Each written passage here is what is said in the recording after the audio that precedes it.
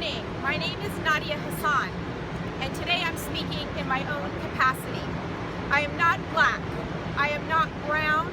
I am not red. In America, I'm not even considered a person of color. I'm deemed to be white. Not because I am telling you that I'm white or that I even think that I'm white, but I have been slapped with this identity by my country, this country, and my government.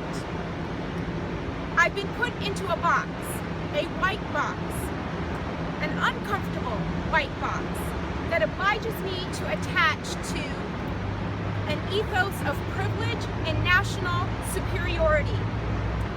Much to my dismay, I've been stripped of my identity, and rather quite uniquely, I have been driven to assimilate to a race that doesn't belong to me. I've been pushed to redefine myself and choose sides to a socioeconomic status quo and the census classification of who my country wants me to be. Today, I stand in solidarity with all people of color of this nation. I will no longer be shackled by the state-sanctioned censor boxes. Similarly, I refuse to be silenced by the state-sanctioned genocide and the racial discrimination of my black brothers and sisters, and the many people of color who have lost their lives in this country. Our country, the United States of America, to me, it just doesn't feel so united, particularly when it comes to African Americans.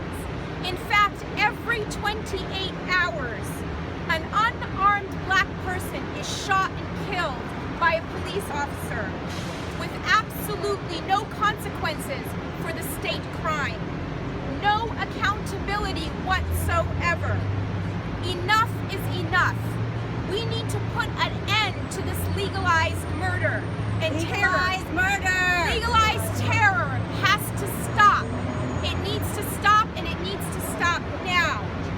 We are calling upon the Department of Justice to open up an investigation and to look into the many uncontested police killings, especially the case of Aja Dixon, a young black woman who was brutally beaten and murdered 4 years ago while she was in the police custody in Texas.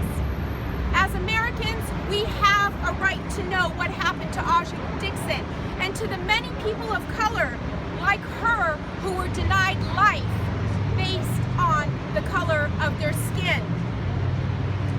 It seems that our officers have forgotten their main purpose, which is to protect and to serve. Many of them are taking a privileged and elite stance of shoot first and ask questions later. This is absolutely unacceptable. As a Muslim American born in the United States, who also happens to be the daughter of a U.S. Marine, I am troubled by America's race box, or the race game for that matter. The only race that America needs to identify with is that of the human race. We need to show the world that we know how to build a united America and that we can lead the human race with compassion, justice, and equity for all Americans and all people. All lives will never matter until Black lives matter. And that can only happen if we uproot the systemic, institutionalized racism that exists in our society. We need to stop white supremacy. We need to stop mass incarceration. We need to stop the school-to-prison pipeline. We need to stop the influx of drugs in black neighborhoods. We need to stop stealing Native American land. We need to acknowledge that Americans, irrespective of their color, creed, race, or gender, that each has a right to live free from any and all forms of oppression.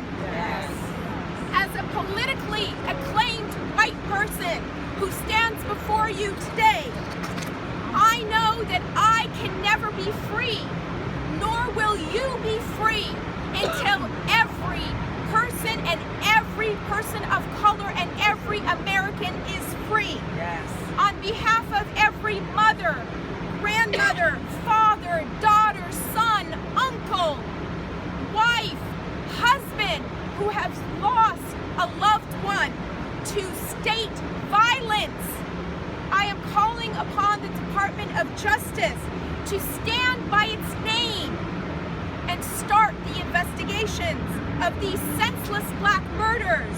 And let's make sure that not only some cases matter, but that every case matters, including the cases of the deceased black, brown, and red people.